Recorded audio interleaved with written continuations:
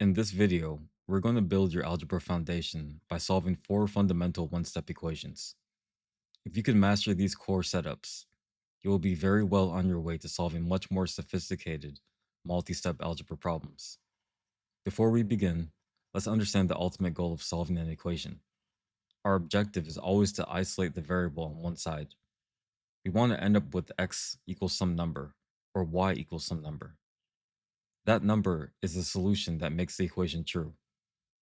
The golden rule that governs all of algebra is the concept of balance. Whatever operation you perform on the left side of the equal sign, you must perform on the right side to keep it balanced. Let's look at our first problem, 2x equals 10. Notice what this equation is saying. 2 times x equals 10. Because x is being multiplied by 2, we use the inverse operation, division, to undo it.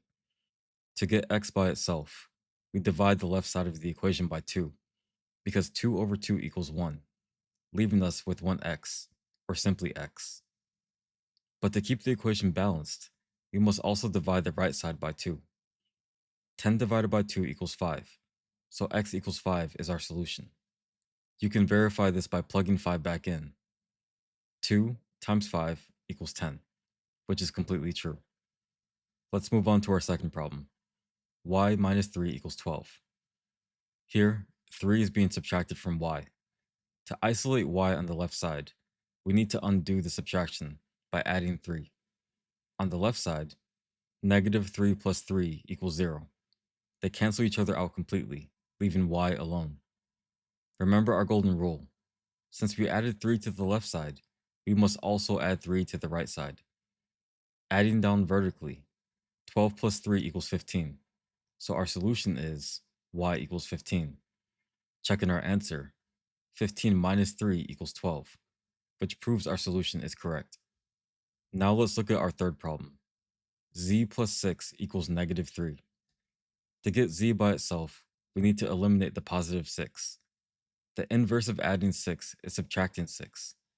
Subtracting 6 from the left side cancels out the positive 6, leaving z alone. Now subtract 6 from the right side as well. Here's where many students run into trouble with integer arithmetic rules. We have negative 3 minus 6, which is the same as negative 3 plus negative 6.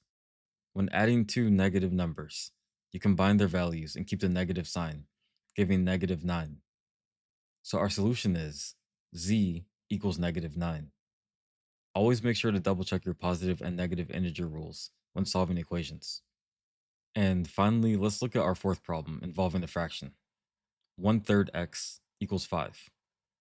When the variable is multiplied by a fraction coefficient, the fastest way to get x by itself is to multiply both sides by the reciprocal, flipping the fraction upside down. The reciprocal of 1/3 is 3 over 1, or simply 3. Multiplying 3 over 1 times 1/3 gives 3 over 3, which equals 1, which leaves us with 1x, or just x. To keep the equation balanced, multiply the right side by 3 over 1 as well. 5 times 3 equals 15. So x equals 15 is our solution. Plugging 15 back in, 1/3 of 15 equals 5. So to summarize, whenever you are solving basic equations, use inverse operations to undo whatever is attached to your variable. Undo addition with subtraction. Undo subtraction with addition. Undo multiplication with division. And clear fraction coefficients by multiplying by their reciprocal. Most importantly, always perform the exact same operation on both sides to keep your equation perfectly balanced.